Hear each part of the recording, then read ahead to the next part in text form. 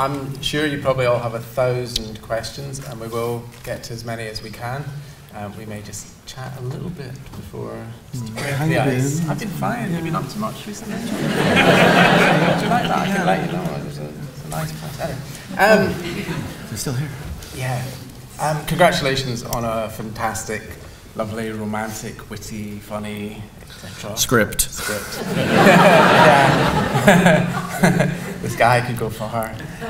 And such beautiful music as well. Lovely, lovely music.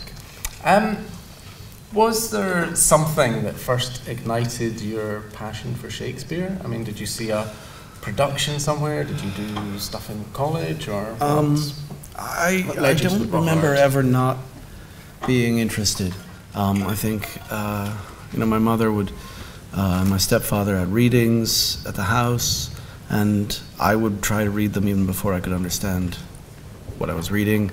But the productions that really sort of sent me were when I was in high school at Winchester College, and I saw first Jacobi's Hamlet, which was on the BBC. I didn't see the live production. I saw the BBC version, which that sort of started everything for me. And then there was a production of Much Ado at the Regent's Park Open Air Theatre that I saw 3 times one summer when I was living in London for the summer, and that was when I realized how much the plays come to you, how little you have to do to get to them, that if you just show up, they're just that good and funny. Is there an extra trepidation in how a British audience is going to respond to the film? Yes. That's a yes. Yes, that would be for sure. But I'm not showing it at all. Sweat. Yeah, I mean, some people were like, let's open, what we should do is premiere this at a Shakespeare festival. I was like, no! let's go where the harshest critics will be. That's a brilliant idea. Let's premiere at Comic-Con. We'll go over there. I am. But I a little easier now. Oh yeah, a little bit. Yeah. It is nice. You know, there's always this terrible perception that they'll be like, "Oh, so you're going to tell us how it's supposed to be done?" Yank.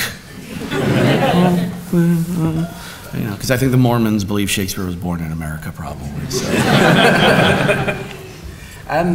Are the actors, any of them, intimidated by Shakespeare? Is it still an Everest to climb for them, or intimidated? It's funny you should bring up Nathan Fillion. Well,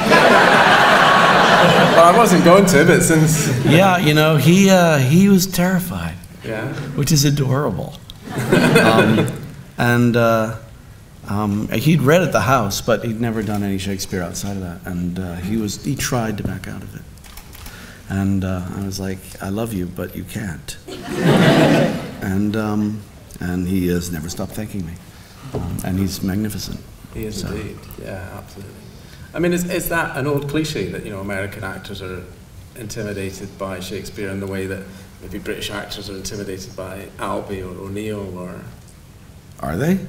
I guess. I don't know. You know, I think there's a slight trepidation with people who've been acting for a long time and never done it. And some of the people in this really never had. You know, the main body of them, Clark and Reed and Amy and Alexis and Fran, they were all classically trained and had all done a great deal of Shakespeare. I'm told that Fran Kranz was the best high school King Lear ever. Is there a record of this production? I wish. But so, you know, I knew that I had, you know, a phalanx of people who could absolutely just walk in and get it done, no problem.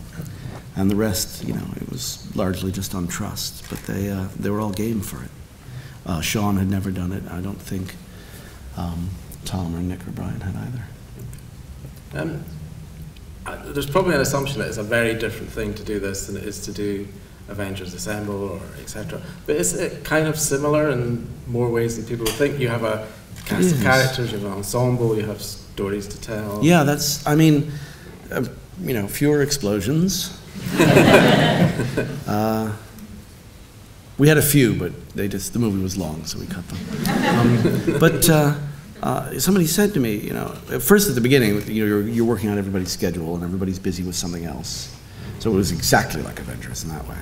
And then at the end of the shoot, someone was like, "Oh, this must be so different." And I was like, amazingly, it's not, because for me, the process of developing the play into a screenplay is, well, why is everybody here? And what is Margaret's interior life, which for me is actually kind of beautiful and tragic. And what's going on with these guys? Because I'm not going to invite my friends to come and work for nothing if I haven't got a good reason for them to be on screen. And how does Leonardo's aide, which we sort of combined the messengers and to give Leonardo this presence, played by Josh Zar, who's just always behind him and sort of indicating his power. How does that work out? Where's his one moment? And it's not that different than how does the guy with the bow and arrow matter during an alien invasion?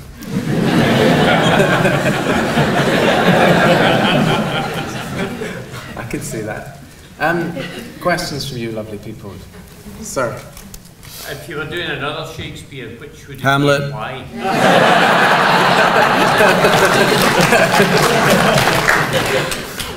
And I don't think I have to explain. This is a man who is really just encapsulates the human condition and never gets the job done. I can relate completely to him. Also has mother issues, but we won't talk about that here. Okay, you brought them up. So.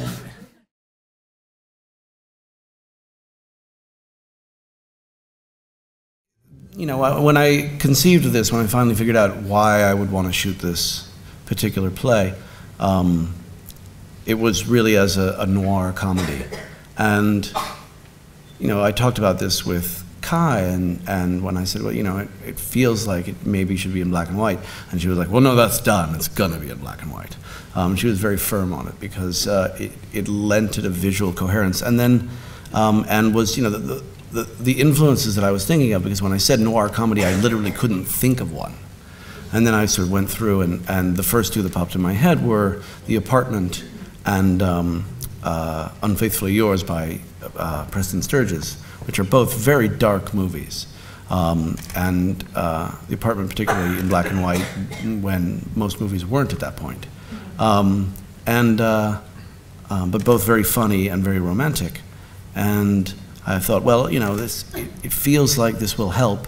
And then we got to the practical considerations. One, our lighting package went behind the earth every night at 5, so when we would have to augment it, not having to sort of worry about the color temperatures matching was a huge deal. Not having to worry about somebody's costume being a hideous color, since most people were bringing their own, was a huge deal. And also the walls in the house are quite light. They're sort of a cream color, and I couldn't really paint the entire house to fix that.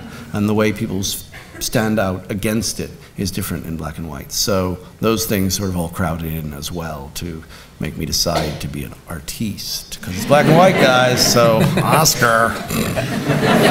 Okay, I'll just take it now.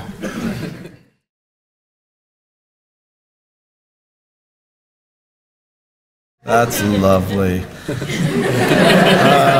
I'm never gonna dodge the death thing, am I? Well, neither are any of you.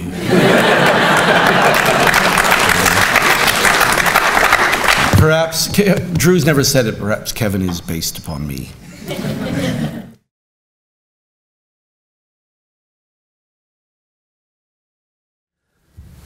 And the terror strikes again.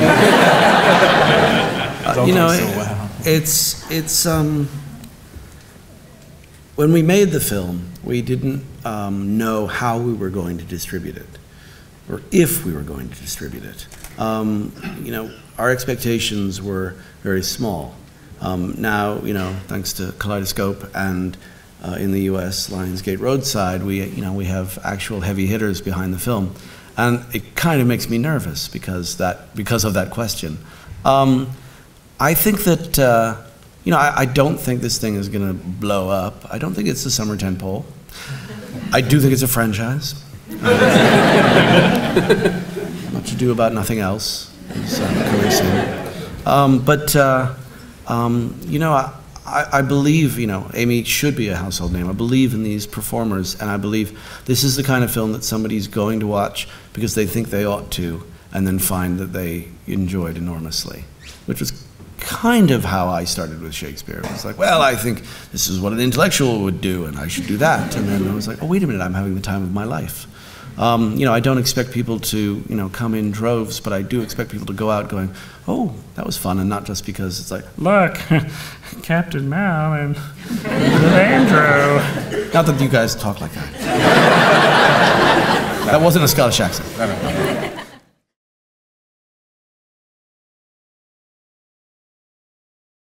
God, I hope so.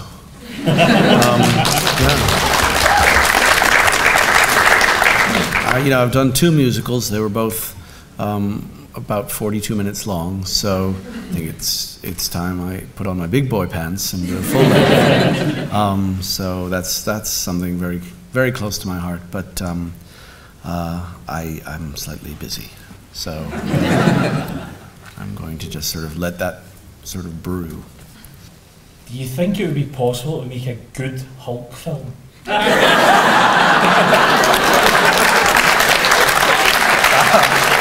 The last question was yes, but it would be very, very hard. The Hulk is a tricky son of a bitch. He's really the Claudio of superheroes. Because the problem is, it's a very popular character, but it's not a superhero. Yeah. Half of it's a superhero, half of it's a werewolf, and you know, you can't structure it like a superhero movie. You can't light it like a superhero. How you would develop that would be extremely difficult. The one thing you would have in your favor would be Mark Ruffalo, who can do anything. You know, right now, I don't know if they have plans to do that or not, because he works so well as part of a greater whole. But by himself, it's tough. I don't envy the guys who went before me. Thank you all for your questions. A reminder that the film is released on June 14th in the UK. Thank you, Kaleidoscope. Spread the word. Make it known to all your friends and family and loved ones, and make them go and see it. And go and see it again yourself in June. And join me in thanking Mr. Joss Whedon.